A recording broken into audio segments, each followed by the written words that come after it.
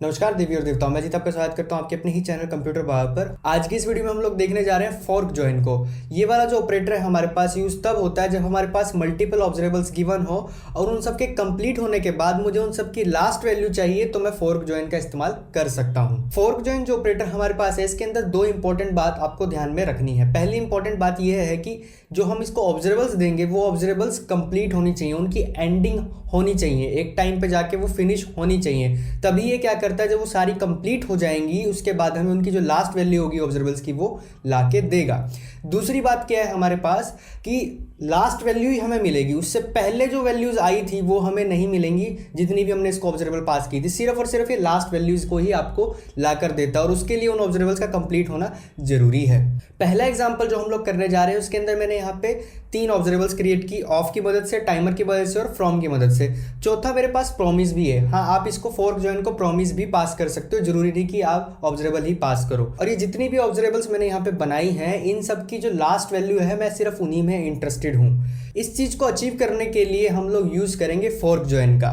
Fork join को मैंने RxJS में से बुला लिया है। कैसे हम लोग यूज करेंगे, मैं यहाँ पे फोर्क जॉइन को कॉल करूंगा और उसमें एक एरे पास कर दूंगा। इस एरे के अंदर ये ऑब्जरेबल्स मैं इसको दे दूंगा और इसके बाद मैं इसको सब्सक्राइब कर दूंगा। सब्सक्राइब के अंदर जो हमें रिजल्ट मिलेगा वो क्या होगी, एक लिस्ट होगी, एरे होगा। उस एरे के अंदर इन सब ऑब्जरेबल्स की लास्ट इमिटेड वैल्यू होगी और ये उसी ऑर्डर में होंगी जिस ऑर्डर में हमने इसको पास किया था फोर्क जॉइन को। मतलब कि पहले रेट्स वाले का जो लास्ट वैल्यू है, फिर उसके बाद टाइमर वाले की नेम्स की, फिर उसके बाद इज अलाउड की। इसको मैं कंसोल पे लॉक कर देता हूं। ये जो रिजल्ट लिस्ट हमें मिलेगी, ये रिजल्ट लिस्ट तब मिलेगी जब ये जितने भी हमने इसको ऑब्जरेबल पास किए थे सारे कंप्लीट हो जाएंगे।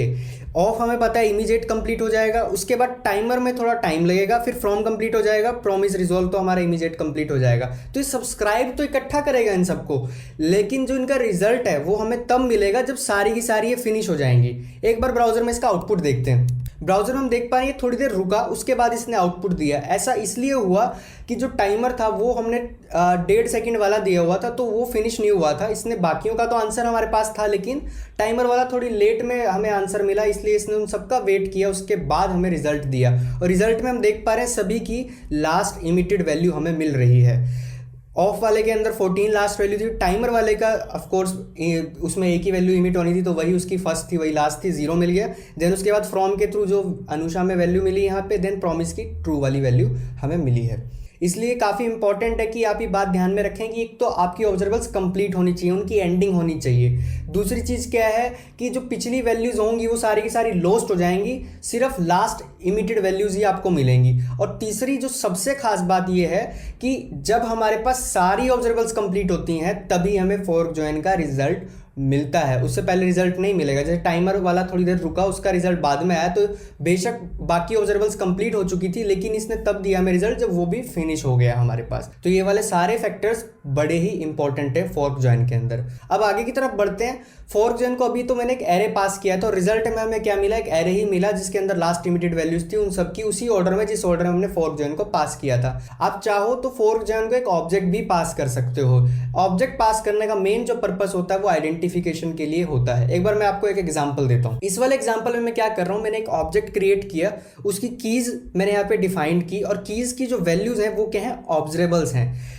पहली की जो यूजर वाली है उसके लिए मैं एजेक्स ऑपरेटर बुला रहा हूँ RxJS एजेक्स में से, ताकि एजेक्स के थ्रू एक ऑब्जरेबल बना सकूँ। दूसरे वाला है मैंने ऑफ की मदद से एक ऑब्जरेबल क्रिएट की और बुक्स नाम की दे दी। तो यहाँ पे इसका बेनिफिट ये होगा हमारे पास कि मैं जब फोर्क जॉइन को पास करूंगा, जैसे मैंने यहाँ पे फोर्क जॉइन को पास कर दिया ये प्रोफाइल पूरी की पूरी, तो जब मैं सब्सक्राइब करने वाला हूँ, सब्सक्राइब के अंदर जो रिजल्ट मिलेगा मुझे, वो रिजल्ट क्या होगा, ये पूरी की पूरी ये डिक्शनरी आप कह सकते हो या फिर ऑब्जेक्ट ही आपको ये रिटर्न में मिलेगा। पर यहाँ भी ये चीज़ ध्यान में आपको रखनी है कि ये जो रिजल्ट आएगा ये तब आएगा जब ये पूरा का पूरा क्या हो, ऑब्जरेबल कंप्लीट हो जाए। ऑफ तो हमें पता है इमीडिएट हो जाएगी, एजेक्स वाला थोड़ा टाइम बाद आएगा रिजल्ट हमारे पास, लेकिन जो एक्चुअल रिजल्ट आएगा वो क्या आएगा हमारे पास, यही ऑब्जेक्ट रिटर्न होगा। लेकिन यहाँ पे वैल्यूज जो होंगी, पहले तो मेरे पास ऑब्जरेबल थी लेकिन अब की और वैल्यूज क्या होंगी, इनकी जो भी लास्ट इमिटेड वैल्यू होंगी। ऑफ कोर्स वैसे ये एक ही बार चलेगा तो फर्स्ट और लास्ट सेम ही वैल्यूज हैं। आउटपुट इसका देखते हैं। ब्राउजर में हम देख पा रहे हैं थोड़ी वेट के बाद हमें रिजल्ट मिल रहा है। पहली की यूजर वाली जो है, यूजर वाली की के अंदर क्या हो गया, जो हमने एजेक्स रिक्वेस्ट परफॉर्म की थी वो है। दूसरी बुक्स वाला जो रिजल्ट था हमारे पास वो यहाँ पे हमें मिल रहा है। इसलिए आप चाहो तो एरे भी पास कर सकते हो और एक ऑब्जेक्ट भी इसको पास कर सकते हो। ऑब्जेक्ट अच्छा तब रहता है जब आइडेंटिफिकेशन करनी हो, की वैल्यू के पेयर के हिसाब से आपको काम करना हो। जैसे मैंने यहाँ पे आइडेंटिफिकेशन के लिए कि यूज़र जो है उसकी ऑब्जर्वेबल ये वाली है, बुक्स वाली ये वाली है। अगर आप एरे वाली अप्रोच यूज़ करते हो वो भी ठीक है, लेकिन उसमें क्या है कि फिर इंडेक्स वाइज आपको आइटम्स मिलती हैं, तो फिर इंडेक्स वाइज आपको डिस्ट्रक्चर करना पड़ता है। बाकी आपके सहूलियत के ऊपर है कि आप कौन सी अप्रोच फॉलो करना चाहते हो। फोर्क जॉइन ऑपरेटर के अंदर हमारे पास कुछ साइड केसेस भी हैं। इन साइड केसेस में रिजल्ट हमें उस तरीके से नहीं मिलता जैसा हम एज्यूम करके चल रहे होते हैं।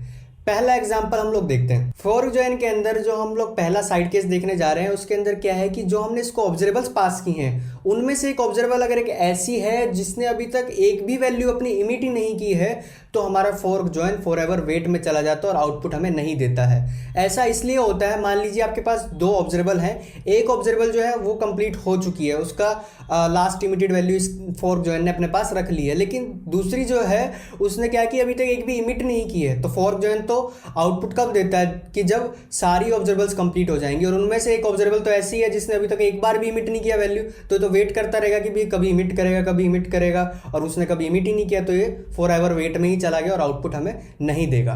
एग्जाम्पल के लिए मैंने क्या किया, यहाँ पे दो ऑब्जर्वेबल क्रिएट की, एक तो रेंज वाली ऑब्जर्वेबल है और एक ऑब्जर्वेबल मैंने क्रिएट की नो इमिशन ऑब्जर्वेबल। ये कस्टम ऑपरेटर्स मैंने कुछ बनाए हुए हैं, उनमें से मैं इसको ऑब्जर्वेबल को लेके आया हूँ जो कभी मीट नहीं करेगी। वैसे ये हमारा इंटरेस्ट की चीज़ नहीं है कस्टम ऑपरेटर्स। अभी आप सिर्फ इतना समझिए कि दो ऑब्जर्वेबल हैं, एक तो कभी वैल्यू इमिट ही नहीं करेगा और दूसरा रेंज जो है वो कंप्लीट होगा, फिनिश्ड होगा। फोर्क जॉइन को मैंने ये दोनों चीज़ें पास कर दी। अगर हम ब्राउजर में भी इसका आउटपुट देखेंगे तो वहाँ पे मेरे को आउटपुट मिलेगा ही नहीं। क्यों? क्योंकि रेंज तो ऑफकोर्स कंप्लीट हो चुका होगा, लेकिन ये वेट करेगा फोर्क जॉइन की भाई ये एटलीस्ट एक वैल्यू तो अपनी इमिट करे, कुछ तो इमिट करे, और नो इमिशन ऑब्जर्वेबल इमिट ही नहीं करेगा। ब्राउजर में हम देख पा रहे कोई भी आउटपुट नहीं आ रहा, फोर्क जॉइन फॉरएवर वेट में चला गया है हमारा। और यहाँ पर हमारा ऑर्डर भी मैटर नहीं करता कि मैं पहले रेंज को ले आऊं देन उसके बाद। क्यों? क्योंकि ये दोनों का कंप्लीशन का वेट करेगा। पहला कंप्लीट हो चुका होगा, दोनों में से कोई भी कंप्लीट हो जाए, लेकिन हमें पता है रेंज कंप्लीट होगा और ये वाला तो एक बार भी इमिट नहीं किया, तो आउटपुट ये कहाँ से ला के दे दे। तो ब्राउजर में हम देखते हैं अभी भी आउटपुट हमें कुछ नहीं मिल रहा है। दूसरा साइड केस जो हम लोग फोर्क जॉइन में देखने जा रहे हैं उसके अंदर क्या होता है हमारे पास कि जो ऑब्जर्वेबल्स हमने इसको पास की हैं उसमें से कोई एक ऑब्जर्वेबल ऐसी है जिसने कोई वैल्यू इमिट नहीं की लेकिन वो कंप्लीट हो गई, फिनिश हो गई। तो ऐसे केस में क्या होता है, फोर्क जॉइन भी इमीडिएटली कंप्लीट हो जाता है। एग्जाम्पल देता हूँ फिर अच्छे से समझ आएगी। इस एग्जाम्पल में मैंने दो ऑब्जर्वेबल्स क्रिएट की, एक ऑब्जर्वेबल ऑफ से है और दूसरी ऑब्जर्वेबल जो है कस्टम ऑपरेटर्स में से हमने बुलाया कंप्लीट विद नो इमिशन। तो ये वाली जो ऑब्जर्वेबल है ये इमीडिएट कंप्लीट हो जाएगी लेकिन वैल्यू इमिट नहीं करेगी। तो इस केस में हम लोग देखेंगे सब्सक्राइब के अंदर मैंने नेक्स्ट कॉल बैक तो दिया ही हुआ है, एक कंप्लीट कॉल बैक भी दे दिया है, तो कंप्लीटेड वाला कॉल बैक हम देखेंगे, नेक्स्ट वाला नहीं चलेगा। ऐसा इसलिए हमारे पास होता है क्योंकि जो फोर्क जॉइन है, फोर्क जॉइन हमेशा आपको लास्ट वैल्यू लाके देता है। तो इस वाले केस में तो जो एम्प्टी ऑब्जर्वेबल है इसने तो कोई वैल्यू इमिट ही नहीं की, इमीडिएट कंप्लीट होगी, तो इसकी तो कोई लास्ट वैल्यू है ही नहीं। और यहाँ पर जो दूसरी ऑब्जर्वेबल है उसकी लास्ट वैल्यू हमारे पास है ऑफ कोर्स। तो यहाँ पर एक ऑब्जर्वेबल ऐसी हो गई जिसकी वैल्यू थी लास्ट, लेकिन दूसरी ऐसी जिसकी कोई डेफिनेशन ही नहीं है, कोई इमिशन ही नहीं है इवेंट का, लेकिन वो कंप्लीट हो गई। तो फोर्क जॉइन उस केस में आपको कैसे आउटपुट दे देगा कि भाई ये रहा आपका एक लिस्ट रही जिसके अंदर एक की वैल्यू कुछ भी नहीं है और दूसरे की वैल्यू है, लेकिन फोर्क जॉइन तो हमेशा आपको चाहता यही है कि वैल्यूज वो लाके दे लास्ट वैल्यू। तो यहाँ पर उसके लिए इम्पॉसिबल हो जाता है ये कि कैसे वो लास्ट वैल्यू लेके आए उस चीज़ की जिसका इमीडिएट कंप्लीट हो गई। तो इस चीज़ के लिए फोर्क जॉइन क्या करता है कि अच्छा ऐसी कोई अगर चीज़ मेरे पास है ऑब्जर्वेबल जो इमीडिएट कंप्लीट हो जा रही है तो मैं भी कंप्लीट हो जाता हूँ। तो फिर डज नॉट मैटर कि नेम्स वाला जो ये ऑब्जर्वेबल मेरा है इसने कुछ वैल्यू इमिट करी थी लास्ट के नहीं करी थी, ये सब कुछ डिसगार्ड कर देता है। इसका आउटपुट हम देखेंगे तो हमें सीधा कंप्लीटेड लिखा आएगा। ब्राउजर में हम देख पा रहे हैं तो यहाँ पे आउटपुट आ रहा है कंप्लीटेड। तीसरा साइड केस देखते हैं, क्योंकि मैंने आपको वीडियो के स्टार्टिंग में बताया कि फोर्क जॉइन जो है वो काम उन ऑब्जर्वेबल के ऊपर करता है जो हमेशा कंप्लीट होती है, एंडिंग होती है जिसकी। लेकिन अगर इसको आप कुछ ऐसी ऑब्जर्वेबल दे दो जो इनफाइनाइट है, जिसकी एंडिंग ही कभी नहीं है, तो फोर्क जॉइन भी कभी रिजल्ट आपको नहीं दे पाएगा। एग्जाम्पल देखते हैं। यहाँ पर मैंने तीन ऑब्जर्वेबल क्रिएट की, एक इंटरवल की मदद से, एक रेंज और एक फ्रॉम की मदद से। इंटरवल वाली जो हमारी ऑब्जर्वेबल है वो क्या है, वो इनफाइनाइट है, वो कभी एंड ही नहीं होगी।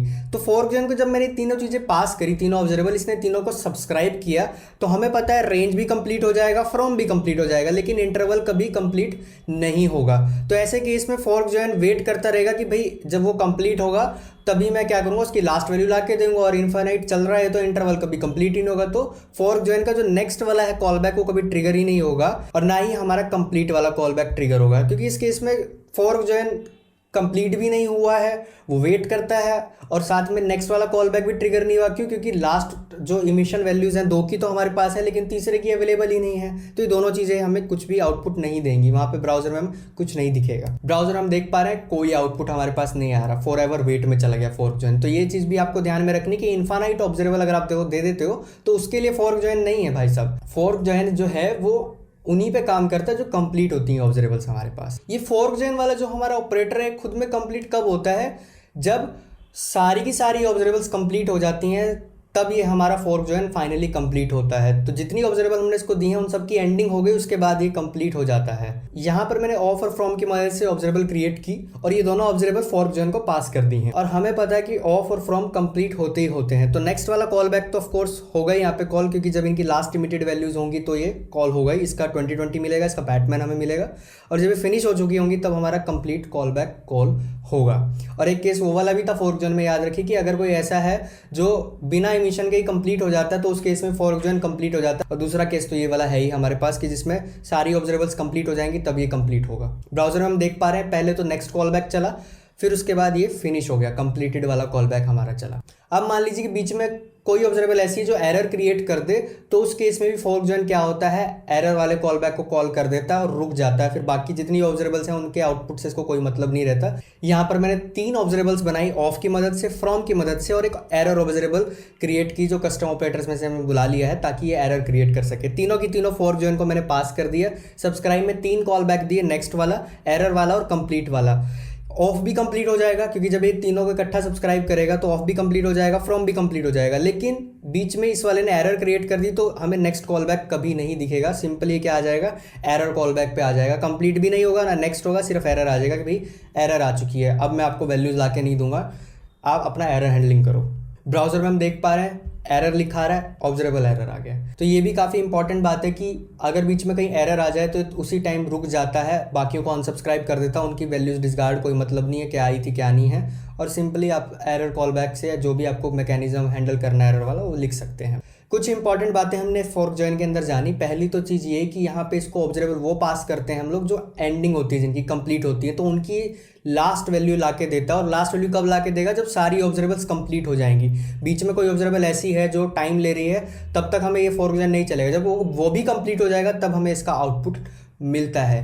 कोई ऑब्जर्वेबल अगर ऐसी है जो इमिट नहीं कर रही है वैल्यू, तब ये क्या होगा, फॉर एवर वेट में चला जाएगा। या फिर कोई एक ऐसी चीज़ है जिसमें इमीडिएट कंप्लीट हो गया लेकिन उसने वैल्यू को इमिट नहीं करी, तो फोर्क जॉइन उस केस में भी क्या करेगा, इमीडिएट कंप्लीट हो जाएगा। तो ये कुछ खास बातें आपको इसमें ध्यान में रखने की थी। नेक्स्ट वीडियो हम लोग देखेंगे कि जब हमारे पास मल्टीपल ऑब्जर्वेबल्स गिवन हो तो उनकी जो इमिटेड वैल्यूज है उनका पेयर कैसे बना सकते हैं। जिप ऑपरेटर को स्टडी करने वाले हैं। वीडियो पसंद आई तो वीडियो को लाइक करें, शेयर करें, चैनल को सब्सक्राइब करें, कमेंट में अपने विचार लिखते हुए जाएं। आप मुझे ट्विटर पे फॉलो कर सकते हैं, डिस्कॉर्ड पे ज्वाइन भी कर सकते हैं। भक्तजनों में मिलता हूँ जल्दी आपसे नेक्स्ट वीडियो देखने के लिए आपका बहुत बहुत धन्यवाद।